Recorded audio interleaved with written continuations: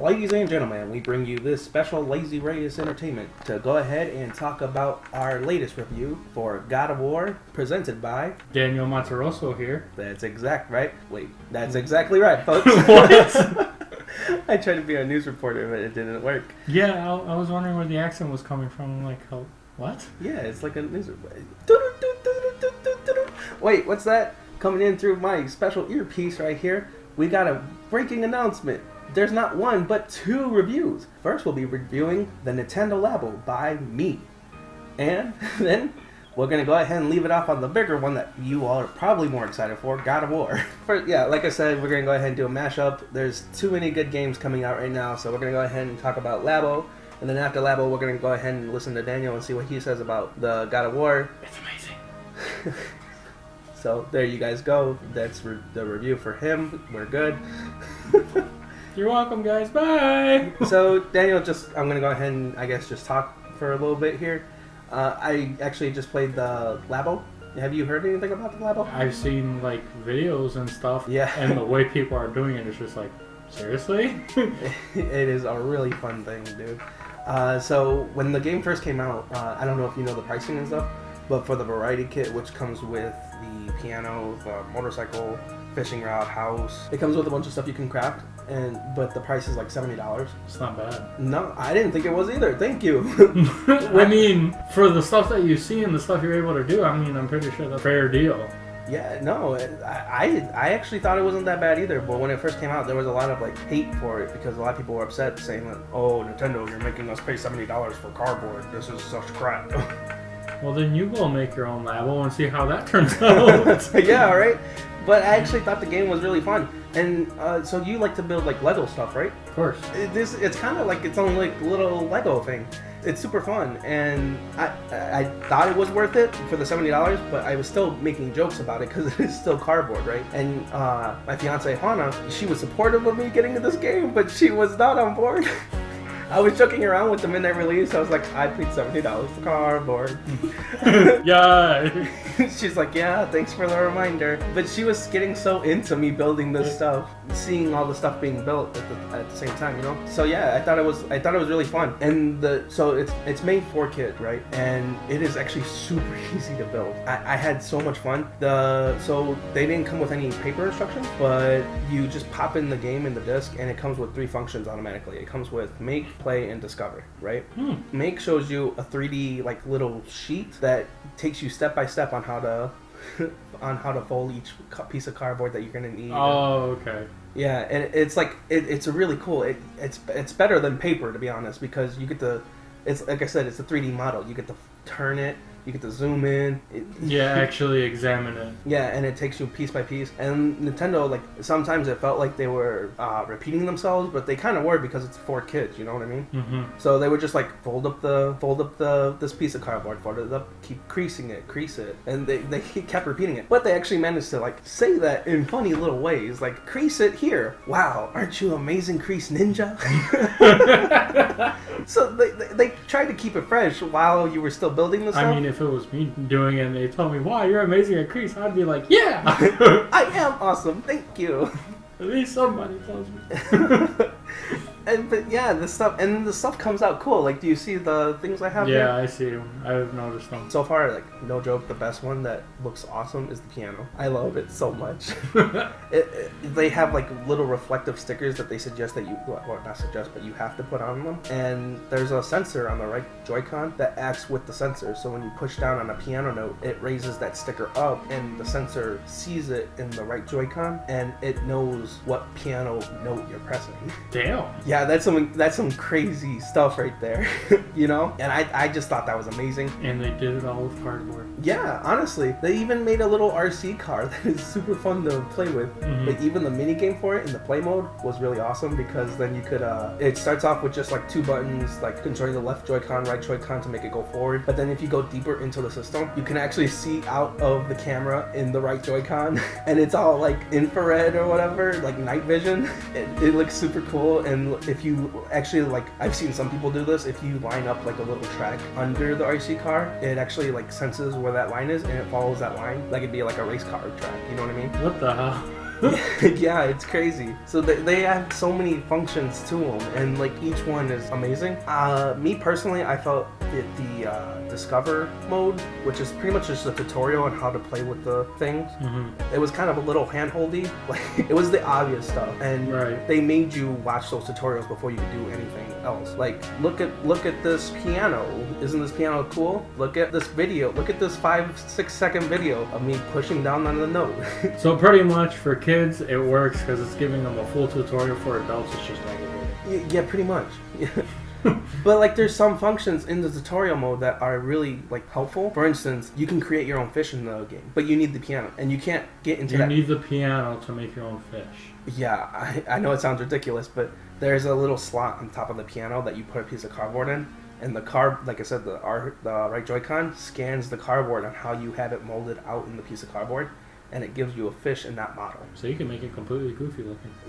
Yeah, the demonstration that they showed was like they had some really goofy fish on there, and that stuff's really cool. But you can't get to that instruction without learning how to fish. Like you gotta use the fishing rod to go into the water. No, duh! I just got done playing the mini game. Why are you reel in the water? No, please, just let me skip this. No. If the kids come on, let me skip it. I said no.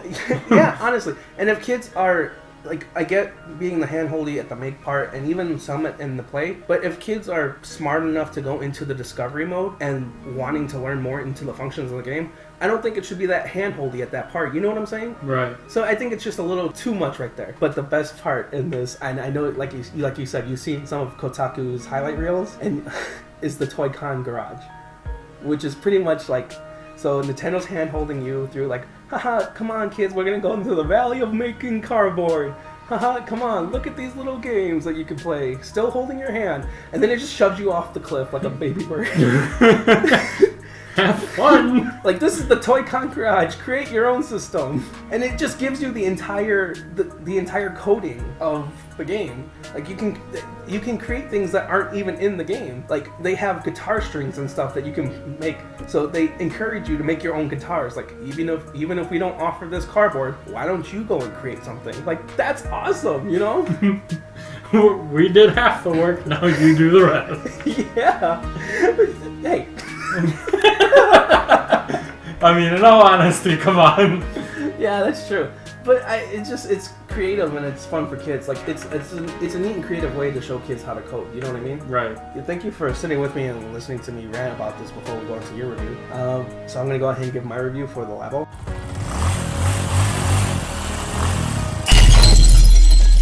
I give it a 100. That's pretty good.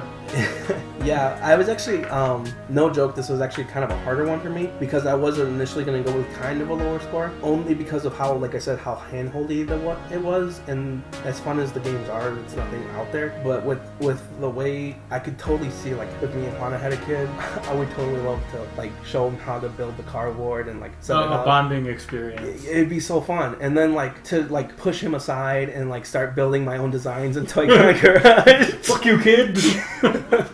But no, like, I mean, it would be so cool to see my kid, like, building, like, Daddy, look, I built this. And it's just, like, it's a cruddy little coding thing, but it's something he created. And I think that's really cool. And then you kick him off to the side and enjoy it yourself. Yeah, right? I mean, I'm not good at it, but I still think it's really awesome. I tried it.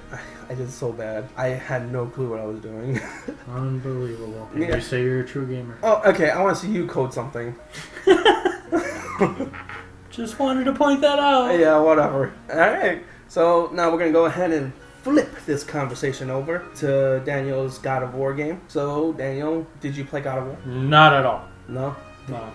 I mean, I'd never tried it. Just kidding. I have. The game, all out, is amazing. Yeah. Like, this new installment that they did is very different compared to what we've played in the past. Mm-hmm. I haven't played 1 or 2, unfortunately. I played 3. I kind of got the gist of everything that went on. But this one did a completely 180 from the way Kratos is. And if people that don't know, the little boy that's with him is his son. His name is Atreus. Yeah. And the way they are, Kratos still has that very harsh tone because he was grown up in Sparta. Yeah, I mean, I've only played the game for a little bit, but I see what you're talking about. There's one one scene, slight spoilers. We just so you guys know, we might get into some small spoilers, but I don't plan to get into like a whole lot. I'll kill it for everybody.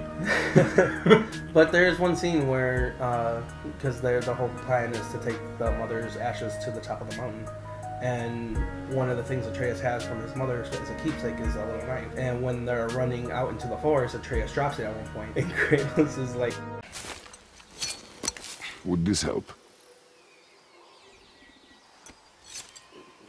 I dropped it?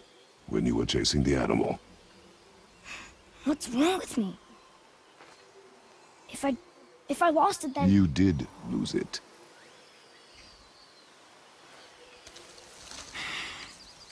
I'll take better care of it from now on.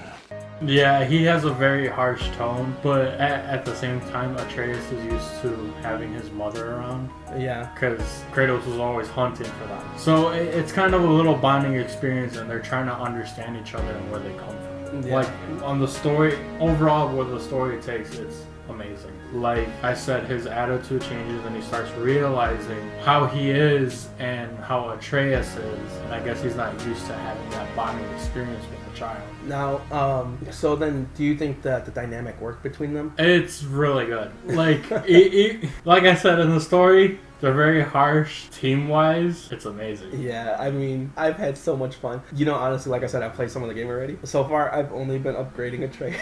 I would switch it off because I mean, yeah, everyone's gameplay is different, but like, yeah. I just think he's such a cool little kid, like shooting people in the heads for me. Oh, it gets better, and like Atreus doesn't know. Like, I'm pretty sure you got to this, and for the people at home that are watching this, pretty sure they mentioned it. A little bit of spoilers for the people that don't. He's trying to hide the fact that they're God. Yeah, I've gotten, like, he doesn't know. I mean, like, he doesn't know anything about it. Yeah, and towards the beginning, Kratos has mentioned of his sickness, and there's actually a reason behind that on why Atreus gets sick. And it's actually awesome. Like, it sucks that he does get sick, but, like, I don't want to kill it because it's like, it's really good, and it's something that like people have to play the game. Kratos is trying to teach his son. Atreus sees it as just killing, but Kratos is teaching him on pretty much how to survive. That sounds weird because Kratos is the one that's always like, I know. seeing it as so killing like things. I said, from the way Kratos is in the previous games and this one is a completely 180. That's amazing. So one thing I do want to ask you is there was one thing that the director and all of Santa Monica was working hard on with the game was the no cutscenes at all. It's all just one straight through camera.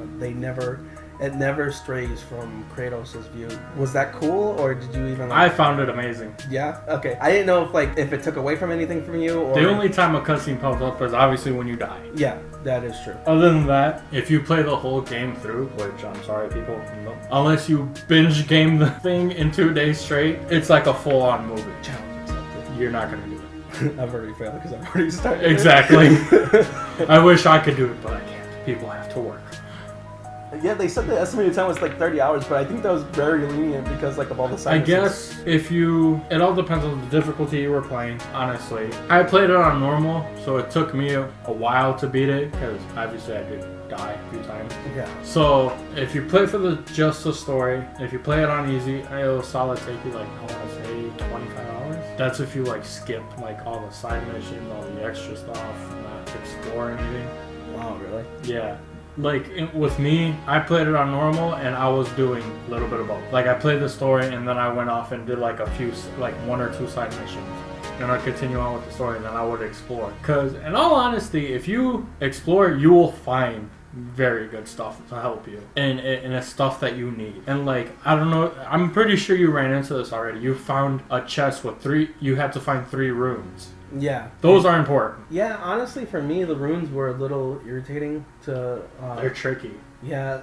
Like, you seriously have to look. And you have to be very observant. You have to look at over each corner, and sometimes there's puzzles to them. Well, yeah, some of them, they were difficult finding the runes, but some of them where they had, some of them had the runes on bells. Yes. Where you had to hit know. them, and you had to hit one, and then it would ring, and you had to hit the other two before that first one got done ringing. It's worse. Does it really? Because Yes. I do not like that. And it actually puts your mind to the test. Like, the two that I passed up is that they weren't on bells. I just couldn't find them. The rest of them that had bells, I've managed to get. I liked looking for the runes, but when it came to those bell challenges and stuff, I didn't like it because it kind of killed the momentum for me because I was always like, ding, ding, bonk. Damn it.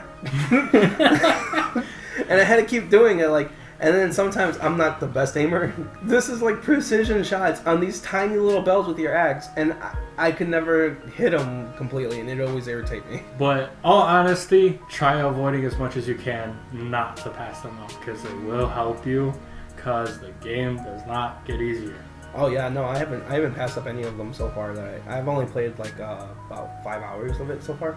But every time I run into one, I spend like 20 minutes. Yeah, so for all you viewers who are playing this game, do not pass off a room. That's the #1 advice that I can give you.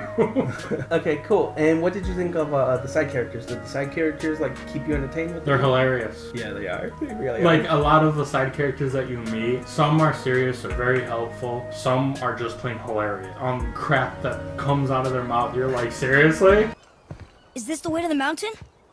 It would seem. If it isn't the bearded beaver, it is Sackseed. Have I got something for you too? Brock? But how did you... None of your fucking business. Now get in here, I got something for you. And don't go making pig eyes at my spot. I saw it first. Okay. Yeah, like the two blacksmiths. When you meet the first, like when you meet the two brothers, one of them is like he's just a blue guy. He's hilarious to talk to all the time, but the other one is like always like scared to touch dirty things. Yeah, he's a clean freak. Yeah, and I just like that. That makes me laugh every time. Like the first time when he had to pick up Kratos' axe, that was great. It gets better. Does it really? Honestly. Oh my god, that makes me so happy to hear. Because the extra stuff that you find, you do have to talk to them. And honestly, you know when you go up to them, you have the option of either talking to them or just going to their shop. Yeah. Listen to as much as when they're talking. Sorry, real quick. Like, do you hear how mad when you go into their shop? How mad they get at you for leaving Atreus' section? Like, you'll go into Atreus' armor and they're like, "Oh, how can I help you, little boy? Like, I'm here for you, buddy." And then you back out and you're like, "Oh, I'm back to helping you again. Great. Okay, cool." Both of them do it. And it's just I know like... they do it because it's their attitude. Atreus is more kind. Yeah. But that's because he gets it from his mother. Kratos, it's fucking Kratos. He should be dead in real life, but he's just dead on the inside. Exactly. Yeah, that's awesome to hear. I'm really happy because so far I've only ran into like 3 side characters, and they always kept it entertaining. So I'm glad to know that more of them are going to show up and they're like really fun. All right, so I'm going to go ahead and give you folks jump to this time if you don't want to hear some spoilers. Daniel, if you need to, what were some of the highlights in the game for you? You know this means spoiling it for you. Got You're it. fully prepared on what I'm about to say. It's for the viewers. You obviously know this because somebody already killed it for you. I had called you that night because when I discovered it, I completely freaked the hell out. People, please make the wise decision. If you haven't beaten it, skip this part. I highly advise that. You get Kratos' Chaos Blades back. Is it awesome to use? Oh my god, it is amazing. You feel so powerful just like in 3. You start wrecking stuff. And that's the thing, I haven't fully upgraded mine yet. And they're still strong. They're so fun to use. They really are. And it gets better. Man. And the way he gets them, the way he actually has them in his house under the basement this entire No way, time. really? What the hell? And the reason he pulls them back out is because he has to go to a realm called Helheim, which they call Hell, and it's just a frozen wasteland. So the Leviathan axe cannot be used because I'm pretty sure, I don't know if you ran into a few enemies that are blue, and the you ice use the guys. Leviathan axe and it does nothing to them. Dang, man. And the reason he pulls these out is because Atreus gets sick. And the reason he gets sick, and it's because the witch tells him. Kratos is trying to hide the fact from Atreus that he's a god. The reason Atreus gets sick is because he doesn't know that he's a god. So his body's having interconflict. Are you serious? He thinks he's normal when he's not. So he's having like Clark Kent issues where he's punching beams and like, oh, that broke, that's weird. Ma, Dad, this is really weird. I guess you could say that. We gotta rebuild this structure, Mom. But that's the reason Atreus gets sick, and the point is, this part, he gets really sick to the point that Kratos has to go to Helheim to kill a beast to get its heart, so the witch can use to help him. Can't Kratos just tell Atreus that he's a god? Or No, because he's already fainted. Oh. He's like pale face, his eyes are red, and like, this boy can die. But I think I would wake up if my dad whispered into me. He couldn't hear him. He was kind of like in a miniature coma. Hey, sweet baby angel, you're a god. Okay, he ain't gonna spontaneously jump in the air and start breaking shit. I would be happy. Well, so either way, Kratos gets the heart, and the witch puts it in her potion to help him I get well. I didn't know where you were gonna go with that. That was a long pause. He puts it in his. You sick freak! You're the one that did it, not me. But why do you have to think that way? No. We're talking about God of War here. Okay, well, the God of War is not the one that does not have like. It doesn't happen in this game. It's not a PG-13 game. So he wakes up and Kratos still kind of refuses to tell him. Oh snap! So oh my god. But okay, so I'm sorry. I'm gonna kill this for you. But just so that whole scene where he gets his chaos blades and stuff, that's the highlight. That's probably the biggest highlights, or one of the biggest highlights. I'm pretty sure I have 3 that are very equal. Well, we're not gonna go ahead and talk about all of them. Just there are some good highlights, correct? You already got me started. So we're out of the spoilers con section. That's okay. I'll ruin it for you later. So anything specific you want to mention in the game? Gameplay overall very challenging but very rewarding. Story-wise, amazing. Was there any like issues you had with it? No, I did not. No. Unlike other people where it glitched a little bit and I'm sitting here like, okay, that never happened to me. No, it happened to me. It was the funniest thing. So you get these revive stones, right? Yeah. I bought one, and for the first time using it, like, I was so excited. I was fighting this witch that like had poison gas or something. I hate that. So the game kind of like glitched, and all of a sudden, like, my Kratos wouldn't move, and the witch was just shooting poison at me, right? So Kratos, of course, died, and I had this health potion that I could use, and I'm like, heck yeah, man, press square. And then Kratos just does this weird arch thing with his back, and he's like, and I'm like, what's going on here? Like, is this how this works? But he just stayed in that arch. He's like, oh, kill me. Oh, I'm so sorry. I didn't mean to do this to you, sir. Oh, I wish I would have been there to see it. That would have been great. All right, so we're going to go ahead and give... Daniel's going to go ahead and give his score here. And ready? Here we go.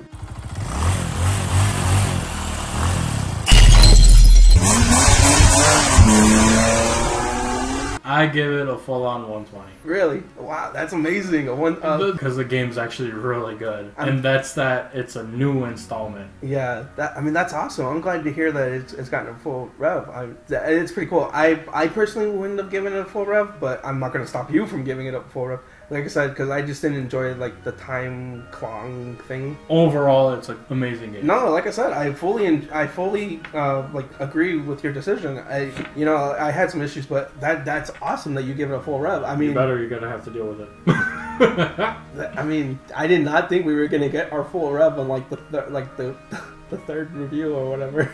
But that's glad to hear. I'm really happy for God of War because this game, like I said, I played the series when I was a kid, and I've always loved the God of War series, and I honestly think this is a whole new setting, and it's everything. In all honesty, I'll play the game again. As soon as it's the first time, I might play it again. And you won't be disappointed on why you would want to play the game again. Like, I ended the game, spoilers for you people, sorry.